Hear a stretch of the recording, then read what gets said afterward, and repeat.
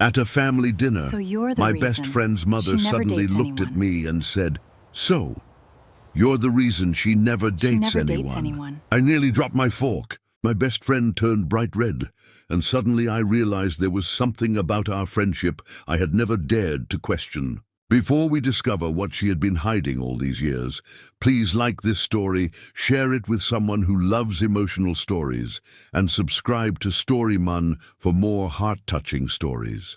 And tell us in the comments where you're watching from, because sometimes the person you've been searching for has been sitting beside you all along. Now let's get started. At Maddie's family dinner in Ohio, her mother, Caroline, suddenly looked at me and smiled. "So, you're the reason she never dates anyone." I nearly dropped my fork. "What?" Maddie turned bright red. "Mom, please." Caroline laughed softly. "Don't act surprised. Every time a good man asks you out, you say you're not interested." Maddie stared at her plate. "I just haven't met someone worth trusting."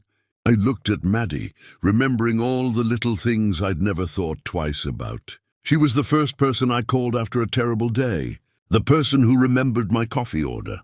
The person who always saved me the last slice of pizza. And somehow, every relationship I'd had ended while Maddie remained beside me. Caroline suddenly became quiet. She looked between us. "Maybe," she said gently, "you already have." Maddie's eyes met mine. For a moment, neither of us spoke. And for the first time, I wondered if our friendship had been hiding something neither of us was brave enough to name. After dinner, Maddie followed me onto the porch. "Did my mom embarrass you?" "A little," I admitted. She smiled nervously. "Good." I laughed. "Why?" "Because she finally said what I was too scared to say." My smile faded. "What were you scared to say?" She looked down at her hands.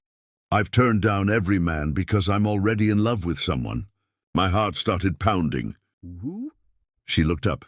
"You!" For a moment I couldn't speak. "Why didn't you tell me?" "Because you were my best friend. I was terrified that if you didn't feel the same, I'd lose you." I stepped closer. "Maddie, I've been wondering why every relationship I've had felt like something was missing."